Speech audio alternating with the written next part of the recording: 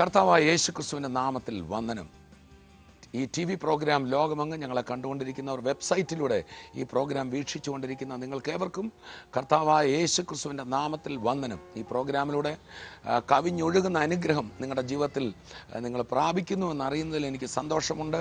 അനേകരുടെ രോഗസൗഖ്യങ്ങൾ, വിടുതലുകൾ, ജീവിതത്തിൽ ലഭിച്ച അനുഗ്രഹങ്ങൾ കേൾക്കുമ്പോൾ കർത്താവിനെ സ്തുതിക്കുക. പ്രിയപ്പെട്ടവരെ, നമ്മളെയൊക്കെ നിങ്ങൾ പ്രാർത്ഥനയിലും സഹകരണത്തിലും ഞങ്ങൾ ഈ വചനം പറയുന്നതിലും നമ്മൾ ഉപയോഗിക്കപ്പെടുമ്പോൾ നമ്മുടെ ആരുടെയും കഴിവല്ല, ഉയർത്തെഴുന്നേറ്റ് ജീവിക്കുന്ന കർത്താവ് യേശുക്രിസ്തുവിൻ്റെ കരമാ ജീവിതങ്ങളെ വിടുവിച്ചുകൊണ്ടിരിക്കുന്നത്. ഇന്ന് ഈ പ്രോഗ്രാം കണ്ടുകൊണ്ടിരിക്കുന്ന നിങ്ങൾക്കേവർക്കും വലിയ അനുഗ്രഹം കർത്താവ് പകരും. നമ്മൾ സാക്ഷ്യങ്ങളും അതുപോലെ സ്റ്റേജിൽ നിന്നുള്ള പ്രസംഗങ്ങളും ഒക്കെ ഓരോ രാത്രിയിലും കേൾക്കാറുണ്ട്. എന്നാൽ ഇന്ന് നമ്മൾ ദൈവവചന പഠനത്തിലേക്കാണ് പോകുന്നത്. തിരുവല്ല ഹെവൻലി ഫീസ്റ്റിൽ ഞങ്ങൾ ഒന്നിച്ച് കുറേ പേര് ഞങ്ങൾ ഒന്നിച്ചുകൂടി, അവിടെയുള്ള യുവാക്കളും അവിടെ കൂടി വന്ന ജനങ്ങൾ ഞങ്ങൾ ഒന്നിച്ചുകൂടി ദൈവവചന പഠനത്തിനായി ഒരു ദിവസം മാറ്റിവെക്കാൻ കർത്താവ് കൃപ തന്നു. ഞങ്ങൾ പഠിച്ചു തുടങ്ങിയത് ഗലാത്യ ലേഖനമാണ്. ബൈബിളിലെ 66 ഗ്രന്ഥങ്ങളിൽ പുതിയ നിയമത്തിലെ 39 പുസ്തകങ്ങളിൽ പൗലൂസിൻ്റെ ലേഖനങ്ങളിൽ വളരെ പ്രൗഢമായ ലേഖനമാണ് ഗലാത്യ ലേഖനം. ആ ഗലാത്യ ലേഖനത്തെക്കുറിച്ച് ഞങ്ങൾ ഒരു ദിവസം മുഴുവൻ ഞങ്ങൾക്കൊന്നിച്ച് പഠിക്കുവാൻ കർത്താവ് കൃപ തന്നു. ആ ക്ലാസ്സിൻ്റെ ഭാഗങ്ങളായിരിക്കും നമ്മൾ ഇന്നു മുതൽ 4 ദിവസം കേൾക്കാൻ പോകുന്നത്. എല്ലാവരും പ്രാർത്ഥനയോടെ ദൈവസന്നിധിയിൽ ഇരിക്കണം. ഇന്ന് നമ്മൾ ഗലാത്യ ലേഖനത്തിലേക്ക് കടക്കുകയില്ല. എന്തുകൊണ്ട് ഒരു ലേഖനം എഴുതാൻ ഇടവരുന്നു, എന്തുകൊണ്ടാണ് ആദിമ സഭയിൽ ലേഖനങ്ങൾ എഴുതപ്പെട്ടത്, അതിനെക്കുറിച്ചായിരിക്കും ആദ്യത്തെ ഈ എപ്പിസോഡിൽ നമ്മൾ കേൾക്കുന്നത്.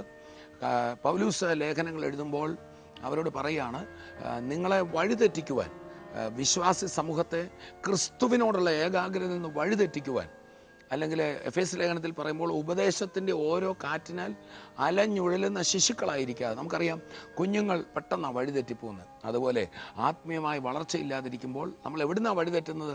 ക്രിസ്തുവിൽ നിന്ന്. ഇന്ന് സഭയെ എങ്ങനെങ്കിലും ക്രിസ്തുവിൽ നിന്നുള്ള ഫോക്കസ് മാറ്റുവാൻ പിശാച് നോക്കുമ്പോൾ ഒരു വ്യക്തി ഉറയ്ക്കുന്നത് ക്രിസ്തുവിലാകുമ്പോഴാണ്. ആ ക്രിസ്തുവിൽ ദൈവമക്കളെ ഉറപ്പിക്കുവാനാണ് ലേഖനങ്ങൾ പ്രധാനമായും എഴുതപ്പെട്ടത്. ഗലാത്യ ലേഖന പഠനത്തിലേക്ക് നമ്മൾ കടക്കും. എന്നാൽ ഇന്ന് അതിൻ്റെ ഒരു ഇൻട്രഡക്ഷൻ, അതിൻ്റെ ഒരു തുടക്കമായിരിക്കും ഇന്നത്തെ എപ്പിസോഡിൽ നാം കേൾക്കാൻ പോകുന്നത്. യേശുക്രിസ്തുവിനെ കുറിച്ചാണ് പഴയ നിയമത്തിൽ സങ്കീർത്തന പുസ്തകങ്ങളിലും പഴയ നിയമ ന്യായപ്രമാണത്തിൽ അഥവാ മോശയുടെ പഞ്ചഗ്രന്ഥങ്ങൾ, ഉൽപ്പത്തി, പുറപ്പാട്, ലേവ്യ, സംഖ്യ, ആവർത്തന, ഇവയിൽ, അതുപോലെ പ്രവാചക ഗ്രന്ഥങ്ങളിൽ, കൂടാതെ സങ്കീർത്തന ഗ്രന്ഥങ്ങളിൽ, അതിനകത്ത് പറഞ്ഞിരിക്കുന്ന എല്ലാ യേശുവിനെ കുറിച്ചാണെന്ന് പറഞ്ഞില്ല, അവയിൽ തന്നെക്കുറിച്ചുള്ളത് അവർക്ക് ഗ്രഹിക്കത്തക്കവണ്ണം അവരുടെ ബുദ്ധിയെ കർത്താവ് തുറന്നു. പ്രൈസലോ, പ്രൈസലോ. തിരുവെഴുത്തുകളെ തിരിച്ചറിയാൻ കർത്താവ് എന്ത് ചെയ്തവരുടെ. എന്നാൽ ഇവിടെ പൗലൂസ് പ്രാർത്ഥിക്കുന്നത് ഞങ്ങളുടെ ഹൃദയദൃഷ്ടി ഒന്ന് പ്രകാശിപ്പിച്ചിട്ട് ദൈവത്തെക്കുറിച്ചുള്ള പരിജ്ഞാനം, ക്രിസ്തുവിനെക്കുറിച്ചുള്ള പരിജ്ഞാനം. ഇപ്പോൾ എനിക്ക് വളരെയധികം ദീർഘനാളത്തെ വളരെ ആഴത്തുള്ളൊരു ബന്ധം ജോസി ബ്രദറുമായിട്ട്, ആത്മീയ ബന്ധം എനിക്കുണ്ട്. ഒരാൾ വന്നിട്ട് പറയാം, ജോസി ബ്രദർ ഇന്ന പോലെ ഒരു കുഴപ്പം കാണിച്ചെന്ന് പറഞ്ഞാൽ ഞാൻ പറയും, ഇല്ല, ജോസി ബ്രദർ അങ്ങനെ ചെയ്യത്തില്ല. അല്ലെങ്കിൽ ജോസി ബ്രദർ ഇന്ന പോലെ ഒരു വാക്ക് പറഞ്ഞു എന്ന് പറഞ്ഞാൽ, ഇല്ലില്ല, ജോസി ബ്രദറിൻ്റെ വായിന്ന് ഒരിക്കലും അങ്ങനെ ഒരു വാക്ക്. അതിൻ്റെ കാരണം ഞങ്ങൾ തമ്മിൽ, എനിക്ക് ജോസി ബ്രദറിനെ കുറിച്ചൊരു അറിവുണ്ട്. പ്രൈസലോ, പ്രൈസലോ. ആ അറിവ് ഒരു പരസ്പരമുള്ള ഇടപഴകലിൽ കൂടെ മാത്രമേ മനസ്സിലാകത്തുള്ളൂ. ആയതുപോലെ തന്നെ കർത്താവുമായിട്ട് നമ്മൾ ഒന്നിച്ച്, ആ കർത്താവുമായിട്ടുള്ള ലൈഫിൽ നമ്മൾ പോകും തോറും, ഒരു ഭാര്യയും ഭർത്താവ് ഒന്നിച്ച് ജീവിക്കും തോറും അവർ പരസ്പരം മനസ്സിലാക്കുന്നത് പോലെ ക്രിസ്തുവിനെ നമ്മൾ ഗ്രഹിക്കണം. അല്ലെങ്കിൽ ആ അറിവ് നമുക്കില്ലെങ്കിൽ ക്രിസ്തു അത് പറഞ്ഞു ഇത് പറഞ്ഞു എന്നൊക്കെ പറഞ്ഞ് ആൾക്കാർ നമ്മെ തെറ്റിച്ച് കളയും. Price the Lord. അതുകൊണ്ടാണ് എഫേസ് ലേഖനം 4 നമ്മളിങ്ങനെ വായിക്കുന്ന, ഉപദേശത്തിൻ്റെ ഓരോ കാറ്റിനാൽ അലഞ്ഞ് ഉഴലുന്ന ശിശുക്കളാകരുത്. കാറ്റ് വരുമ്പോൾ അങ്ങോട്ടും ഇങ്ങോട്ടൊക്കെ ഈ പേപ്പർ തുണ്ടുകളൊക്കെ പറക്കുന്ന കണ്ടിട്ടുണ്ടോ? ഒരു കാറ്റിൽ അങ്ങോട്ട് പറക്കും, പിന്നെ ഒരു കാറ്റിൽ ഇങ്ങോട്ട് പറക്കും. കർത്താവിനെ അറിയാൻ മേലാത്തവരെന്ത് ചെയ്യും? അങ്ങോട്ട് പറക്കും. പിന്നെ കാറ്റ് തിരിഞ്ഞു വീശുമ്പോൾ എന്ത് ചെയ്യും? ഇങ്ങോട്ട് പറക്കും. അങ്ങനെ പറന്ന് കളിക്കാവുന്ന ഒന്ന് കൈ കൊടുത്ത് പറഞ്ഞ്. അപ്പൊ അങ്ങോട്ടും ഇങ്ങോട്ടും പറന്ന് കളിക്കാനുള്ളവരല്ല നമ്മൾ. യേശു എന്താ, യേശു പറഞ്ഞത് എന്താന്നായിരിക്കണം നമ്മുടെ അറിവ്. ഇന്ന് ഈ സംഭവിക്കുന്ന കാര്യങ്ങൾ കാണുമ്പോൾ ഓക്കെ, ഇത് കർത്താവിൻ്റെ പദ്ധതിയാ, ഇതിനകത്തും ദൈവത്തിൻ്റെ ഒരു പ്രവൃത്തി ഉണ്ട്, അതിനകത്തൂടെ യേശു നിങ്ങളോട് സംസാരിക്കണം. ഇല്ലെങ്കിൽ എന്ത് സംഭവിക്കും? കർത്താവ് പറഞ്ഞു, ആഴക്കുഴിച്ച് നിങ്ങളെ പാറമേൽ അടിസ്ഥാനമിട്ട് വീട് പണിയണം. പാറമേൽ അതാരാ? യേശു ആണോ ഈ പറയുന്നത്? യേശുവിന്റെ പദ്ധതി ആണോ ഇപ്പം നടക്കുന്നത്? യേശുവിന് ഇതിനകത്തൊരു പദ്ധതി ഉണ്ടോ എന്നറിഞ്ഞ ഒരു ദൈവവേദന ഏത് കാറ്റ് വന്നാലും അവൻ അങ്ങനെ നിൽക്കും. കരമടിച്ച് നമുക്ക് കർത്താവിനെ സ്തുതിക്കാം. പേടി വേണ്ട ലേശം, കൂടെ ഞാനെന്നും ഉണ്ടെന്നുള്ള വാക്കൻ ദീപമാണെന്നും. ചേർന്ന് പേടി വേണ്ട ലേശം, കൂടെ ഞാനെന്നും ഉണ്ടെന്നുള്ള വാക്കൻ ദീപമാണെന്നും. കൂരിരുളി മധ്യേ കൂടെ ശോഭിച്ചൻ, പാത കാണിച്ചിടും തനിയെ വിടപ്പെടാ. കൂരിരുളി മധ്യേ കൂടെ ശോഭിച്ചൻ, പാത കാണിച്ചിടും തനിയെ വിടപ്പെടാ. കൈവിടുകയില്ല, കൈവിടുകയില്ല. യേശു തമ്പുരാനെ കൈവിടുകയില്ല, കൈവിടുകയില്ല, കൈവിടുകയില്ല. യേശു തമ്പുരാനെ കൈവിടുകയില്ല. No, never alone. No, never alone. He promised never to leave me, never to leave me alone. No, never alone. No, never alone. He promised never to leave me, never to leave me alone. Praise the Lord. Hallelujah. അപ്പോൾ കർത്താവിനെ കുറിച്ച് നമുക്കൊരു ഉറപ്പുണ്ടായിരിക്കണം. യേശുവിനെ ഒരിക്കലും കൈവിടത്തില്ല. ഒരാൾ വന്നുകൊണ്ട് കർത്താവ് നിന്നെ കൈവിട്ടു എന്ന് ഒരു ദൂത് പറഞ്ഞാൽ അത് കർത്താവിൻ്റെ ശബ്ദമാണോ അല്ലയോ എന്ന് വിവേചിക്കണമെങ്കിൽ കർത്താവിനെ കുറിച്ച് പരിജ്ഞാനം വേണം. ചേർന്ന് കർത്താവിനെ സ്തുതിക്കും. കർത്താവ് നമ്മളോട് ദൂത് സംസാരിക്കും, പ്രവചനമായി സംസാരിക്കും, വചനമായി സംസാരിക്കും. പക്ഷെ ആ ശബ്ദം തിരിച്ചറിയാത്തവരെ സാത്താൻ തെറ്റിച്ച് കളയും. കർത്താവാണെന്നുള്ള ഭാവത്തിൽ പിശാചൻ സംസാരിക്കും. അതുകൊണ്ടാണ് പൗലോസ് അപ്പോസ്തലൻ പറയുകയാണ് തെസ്സലോനിക്ക ലേഖനത്തിൽ, ഞങ്ങൾ എഴുതി എന്ന ഭാവത്തിലുള്ള ലേഖനത്താൽ നിങ്ങളെ ആരും തെറ്റിച്ചു കളയരുത്. അപ്പം അന്നത്തെ കാലത്ത് ഇമെയിലും ഇൻ്റർനെറ്റും ഒന്നും ഇല്ലാഞ്ഞ കാലമാണ്. തന്നെയല്ല, ഫോൺ വിളിച്ചിട്ട് ഞാനൊരു എഴുത്ത് വിട്ടിട്ടുണ്ടെന്ന് പറയാൻ പോലും ഒക്കത്തില്ല. ഒരാളുടെ എഴുതി ഒപ്പുമൊക്കെ ഇട്ട് കൊടുത്തുവിടുക. അതുകൊണ്ട് പൗലോസ് താൻ എഴുതുന്ന ലേഖനങ്ങളുടെ അടിയിൽ തൻ്റെ സ്വന്തം കയ്യാൽ ഒപ്പിടുമായിരുന്നു.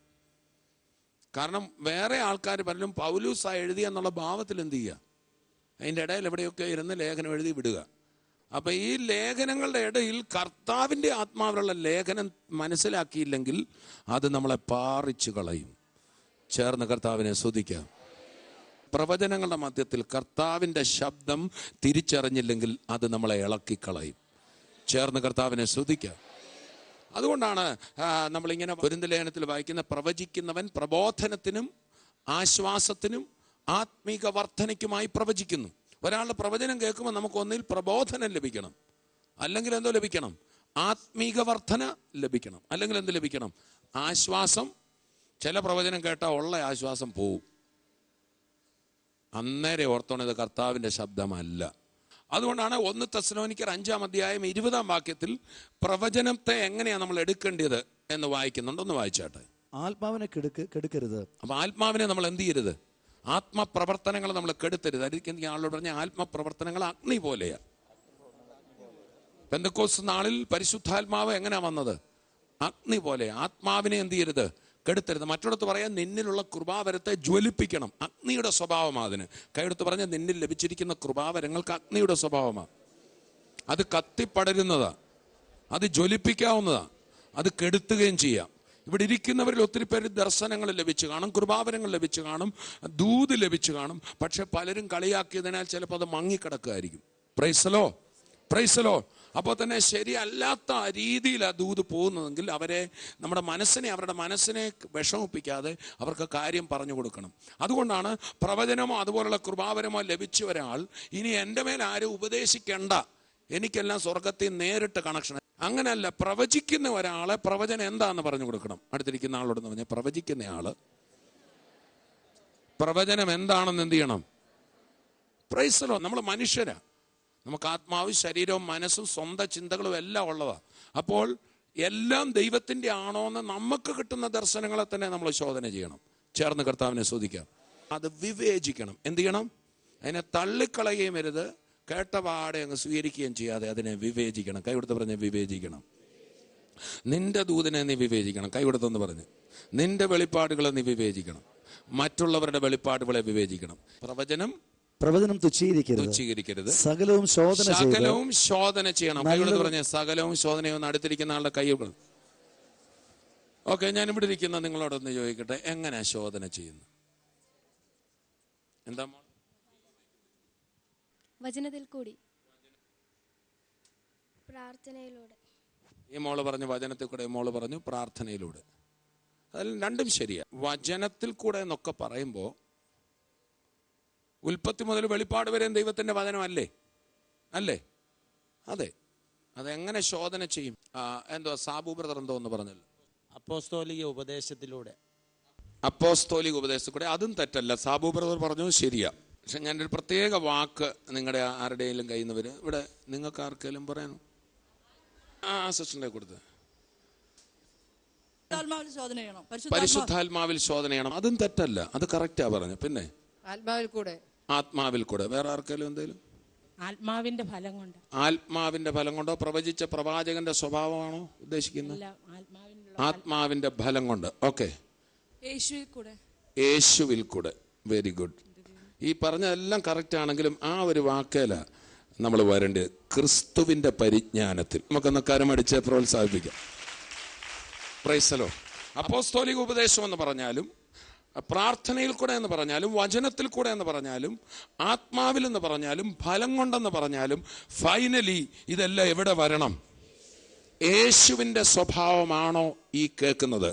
യേശുവിൻ്റെ ശബ്ദമാണോ ഞാൻ ഈ കേൾക്കുന്നത്? ചേർന്ന് കർത്താവിനെ സ്തുതിക്കാം. Hallelujah, price the Lord. എൻ്റെ കർത്താവാണെങ്കിൽ ഇങ്ങനെ പറയുമോ?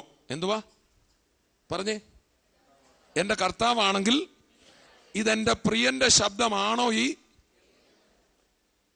അല്ലെങ്കിൽ നമ്മൾ കബളിപ്പിക്കപ്പെടും. ചേർന്ന് കർത്താവിനെ സ്തുതിക്കാം. അപ്പൊ അപ്പോസ്തോലിക ഉപദേശമെന്നും ആത്മാവെന്നും ഇതൊക്കെ എന്തൊക്കെ പറഞ്ഞാലും അത് എവിടെ വരണം? ഹല്ലേലൂയ. അതുകൊണ്ടാ ദൈവം എങ്ങനെ ഇടപെടും, ദൈവത്തിന്റെ ശബ്ദം എന്താ എന്ന് അറിയിക്കാനാ യേശു മനുഷ്യനായി ഈ ഭൂമിയിൽ വന്നത്. ദൈവത്തെ ആരും ഒരു നാളും കണ്ടിട്ടില്ല. തൻ്റെ മടിയിലിരിക്കുന്ന ഏകജാതനായ പുത്രൻ അവനെ നമുക്ക് വെളിപ്പെടുത്തിയിരിക്കുന്നു. യേശുക്രിസ്തുവിന്റെ സ്വഭാവം ഇടയ്ക്ക് മാറിയിട്ടുണ്ടോ? ഇല്ല. യേശുക്രിസ്തു ഇന്നലെയും ഇന്നും എന്നേക്കും മാറ്റമില്ലാത്ത, he's the same. Price the Lord. അപ്പോൾ അപ്പോസ്തലന്മാരിലൂടെയാണ് കൂടുതൽ കാര്യങ്ങൾ ക്രിസ്തുവിന്റെ സ്വഭാവങ്ങൾ വെളിപ്പെട്ടത്. വാസ്തവത്തിൽ ക്രിസ്തു ഇങ്ങനെ പറഞ്ഞത്, എൻ്റെ പിതാവിനെ ഞാൻ വെളിപ്പെടുത്തുന്നു, പക്ഷെ ഞാൻ പോയ ശേഷം ആര് വരും? പരിശുദ്ധാത്മാവ് വരുമ്പോൾ എന്നെക്കുറിച്ച് പൂർണ്ണമായി വെളിപ്പെടുത്തി തരും. അപ്പോൾ യേശു ഈ ലോകത്തിൽ ജീവിച്ചപ്പോഴത്തെ കാര്യങ്ങളും യേശു ക്രിസ്തു പോയി പരിശുദ്ധാത്മാവിനെ കൊടുത്ത് ആ പരിശുദ്ധാത്മ പ്രേരണയിൽ അപ്പോസ്തലന്മാർ ക്രിസ്തുവിൻ്റെ പരിജ്ഞാനത്തിൽ സംസാരിച്ച കാര്യങ്ങളും. ചുരുക്കി പറഞ്ഞാൽ യേശുവിനെ അറിഞ്ഞാൽ നീ തെറ്റിപ്പോകത്തില്ല. കൈകൊടുത്തെന്ന് പറഞ്ഞ യേശുവിനെ അറിഞ്ഞാൽ. അപ്പോൾ പ്രിയപ്പെട്ടവരെ, നമുക്കിത് വിവേചിക്കണമെങ്കിൽ കുറെ ബൈബിൾ മാത്രം പഠിച്ചിരുന്നാൽ പോരാ.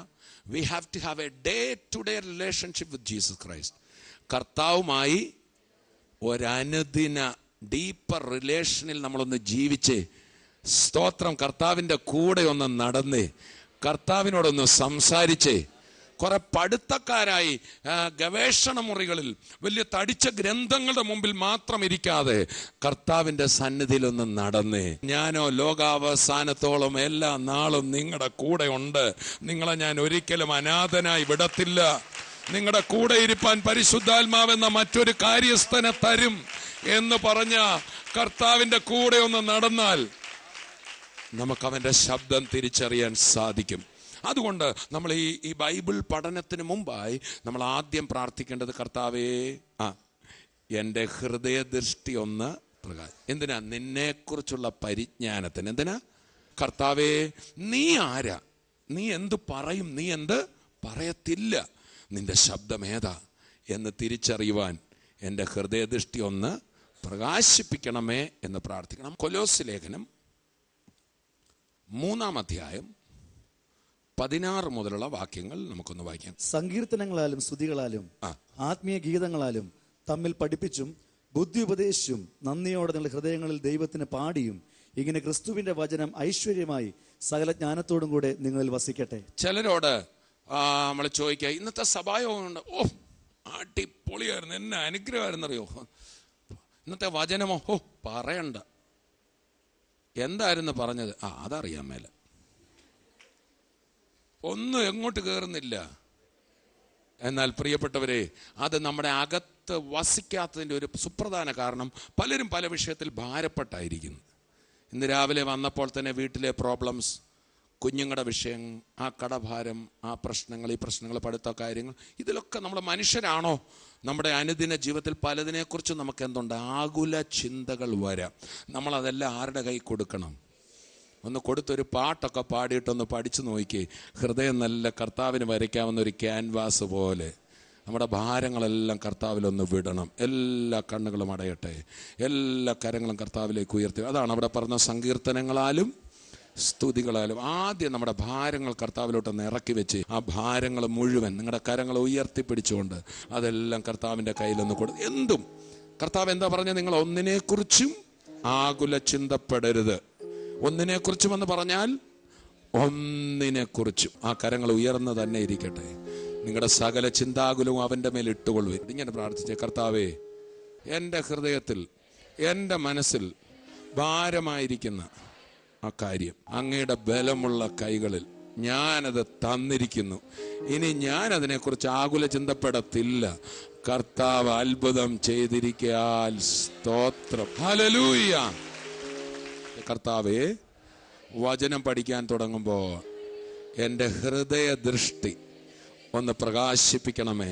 ക്രിസ്തുവിനെ ഒന്ന് മനസ്സിലാക്കുവാൻ, എൻ്റെ കർത്താവിൻ്റെ സ്വഭാവം ഒന്ന് മനസ്സിലാക്കുവാൻ, കർത്താവിൻ്റെ രീതി ഒന്ന് മനസ്സിലാക്കുവാൻ കർത്താവ് എനിക്ക് കൃപ തരണമേ. ആമേൻ. അൻപുള്ള സ്വരം മുൻപേ നടന്നു സദാ ഏൽപ്പിക്കണമേ. Praise the Lord. ഇടയന്റെ ശബ്ദം മാത്രമായിരിക്കണം നമ്മൾ കേൾക്കുക. അപ്പം നമ്മൾ വഴിതെറ്റി പോകത്തില്ല. നല്ല ഇടയൻ ആടുകളുടെ മുമ്പേ നടക്കും. എന്നിട്ട് എവിടെ നമ്മളെ കിടത്തും? പച്ചയായ പുൽപ്പുറങ്ങളിൽ നമ്മെ കിടത്തും. സ്വസ്ഥതയുള്ള വെള്ളത്തിനരികത്തേക്ക് അവൻ നമ്മെ നടത്തും. ആരുടെ ശബ്ദമായിരിക്കണം? യേശു ഒരിക്കലും നിന്നെ കുഴി ചാടിക്കത്തില്ല ദൈവത്തിന്. ആ ഇടയൻ നിനക്ക് തിന്ന് തൃപ്തിയാകുവോളം പച്ച പുല്ലിൽ നീ തിന്ന് തൃപ്തിപ്പെട്ട് പിന്നെ അവിടെ കിടക്കുക. ഓ, ആടിനെ നോർത്തെ, ആ ആട്ടിൻകുട്ടികളാ നമ്മള്. ആട്ടിൻകുട്ടികൾ ഇവിടെയുണ്ടോ? ജീസസ്. പച്ചയായ പുൽപ്പുറങ്ങളിൽ സ്വച്ഛമാം നദിക്കരികിലും, പച്ചയായ പുൽപ്പുറങ്ങളിൽ സ്വച്ഛമാം നദിക്കരികിലും ക്ഷേമമായി പോറ്റുന്നെന്നെയും സ്നേഹമോടെ യേശുനായകൻ ക്ഷേമമായി പോറ്റുന്നെന്നെയും സ്നേഹമോടെ യേശുനായകൻ യേശു നല്ല ഇടയൻ എന്നും എന്റെ പാലകൻ ഇല്ലെനിക്കു ഖേദമൊന്നുമേ യേശു നല്ല ഇടയൻ എന്നും എന്റെ പാലകൻ ഇല്ലെനിക്കു ഖേദമൊന്നുമേ കൂരിരുളിൻ താഴ്വരയതിൽ ഏകനായി സഞ്ചരിക്കലും കൂരിരുളിൻ താഴ്വരയതിൽ ഏകനായി സഞ്ചരിക്കലും ആദി എന്നെ പാർത്തിടുന്നതും ആത്മനാഥൻ കൂടെയുള്ളതാ ആദി എന്നെ പാർത്തിടുന്നതും ആത്മനാഥൻ കൂടെയുള്ളതാ യേശു എന്റെ ഇടയൻ എന്നും എന്റെ പാലകൻ ഇല്ലെനിക്കു ഖേദമൊന്നുമേ യേശു എന്റെ ഇടയൻ എന്നും എന്റെ പാലകൻ ഇല്ലെനിക്കു ഖേദമൊന്നും പ്രൈസ് ദി ലോർഡ്. ആ ഇടയന്റെ പുറകെ പോവല്ലേ നല്ലത്. ഒരു കുഴിയിലും വീഴത്തില്ല. ഒരു കുഴിയിലും വീഴത്തില്ലെന്ന് മാത്രമല്ല, അവൻ നമ്മെ ഗിരികളിൽ നിൽക്കുമാറാക്കും. അവൻ നമുക്ക് സ്വസ്ഥതയുള്ള വെള്ളം തരും. കൂരിരുട്ടൊക്കെ ഉണ്ടാകാം ജീവിതത്തിൽ. നമ്മുടെ സഭയെ സംബന്ധിച്ച് കൂരിരുട്ടിന്റെ താഴ്വരകളിലാണ് നമ്മൾ പോകുന്നത്.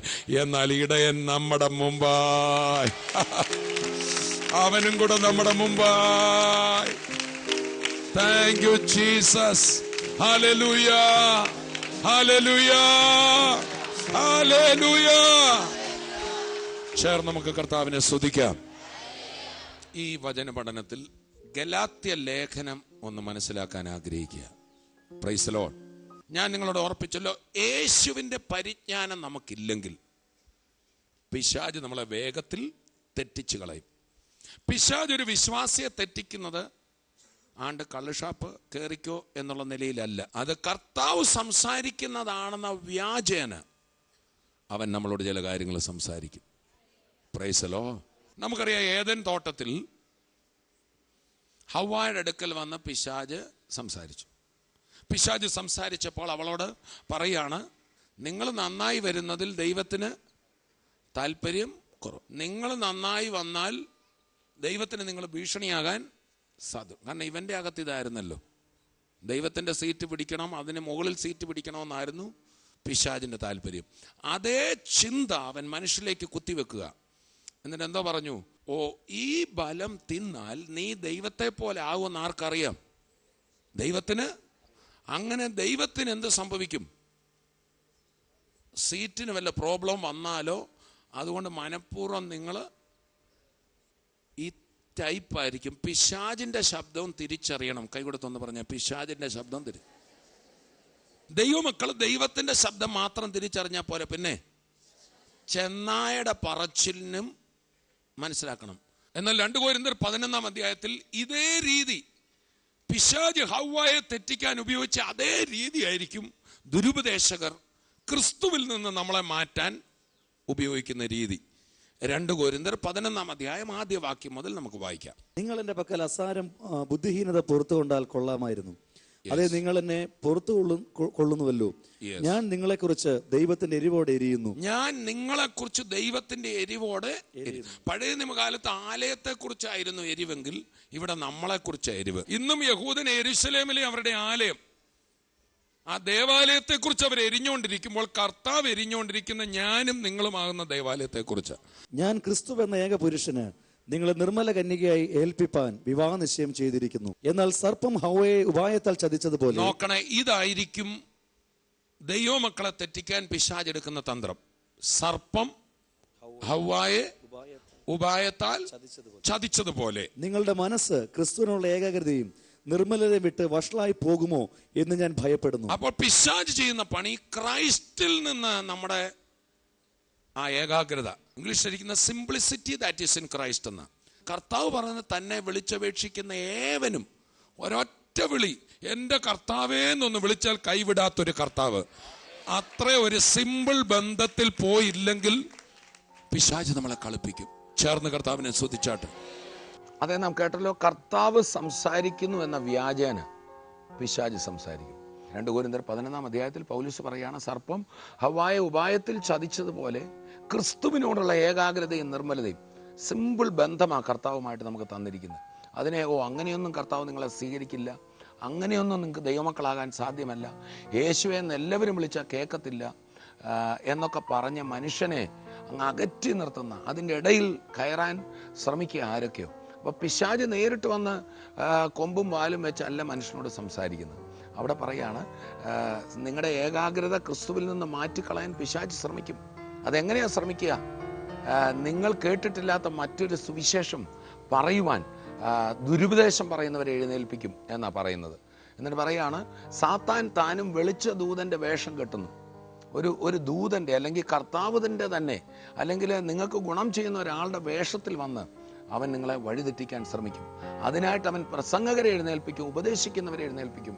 കർത്താവിനോട് അടുക്കാൻ ഒക്കത്തില്ലെന്ന് പറഞ്ഞ് അകറ്റി മാറ്റി നിർത്തുന്ന ഒരു ചിന്താഗതി, കർത്താവിൻ്റെ കൃപയിലേക്ക് നോക്കാതെ നമ്മുടെ പ്രവൃത്തിയിലേക്ക്, നമ്മുടെ കുറവുകളിലേക്കും നോക്കിക്കൊണ്ട് ഒരിക്കലും നമുക്ക് കർത്താവ് നമ്മളെ അംഗീകരിക്കുമെന്ന് നമുക്കൊരു ഉറപ്പ് തരാതെ നമ്മളെ ഇട്ട് ആകെ പ്രയാസത്തിലാക്കുന്ന ഒരു ശബ്ദമായിരിക്കും പിശാചിൻ്റെത്. എന്നാൽ എൻ്റെ ആടുകൾ എൻ്റെ ശബ്ദം കേൾക്കുന്നു. ആ കർത്താവിൻ്റെ ശബ്ദം കേട്ട്, അതേ കർത്താവിൻ്റെ ശബ്ദം കേൾക്കുന്ന ഒരു വ്യക്തിയെ അവൻ പച്ച പുല്ലിലാണ് കിടത്തുന്നത്. കർത്താവിൻ്റെ ശബ്ദം കേൾക്കുന്ന ഒരു വ്യക്തിയെ സ്വസ്ഥതയുള്ള വെള്ളത്തിന് അരികത്തേക്ക് നടത്തുന്നത്. പ്രിയപ്പെട്ടവരെ, അങ്ങനെ ആ കർത്താവിൻ്റെ കൂടെയുള്ള ജീവിതം എത്ര അനുഗ്രഹമായിരിക്കും. പ്രിയപ്പെട്ടവരെ, നാം കേട്ടുകൊണ്ടിരുന്ന ആ ബൈബിൾ ക്ലാസ്സിൻ്റെ ബാക്കി ഭാഗം നമ്മൾ നാളെ കേൾക്കും. ഗലാത്യ ലേഖനമാണ് നാം പഠിക്കാൻ പോകുന്നത്.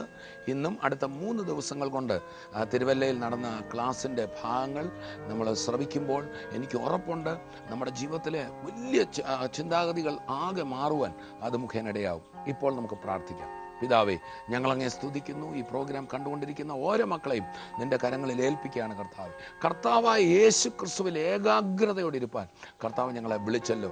ഞങ്ങളുടെ പൂർണ്ണത കൊണ്ടല്ല, ഞങ്ങളുടെ ശ്രേഷ്ഠത കൊണ്ടല്ല, കർത്താവിൻ്റെ കൃപ ഒന്നുകൊണ്ട് മാത്രമാണല്ലോ ഞങ്ങളെ വഴി നടത്തുന്നത്. ആ കർത്താവിൽ ഉറച്ചിരിപ്പാൻ ഞങ്ങളെ സഹായിക്കണം.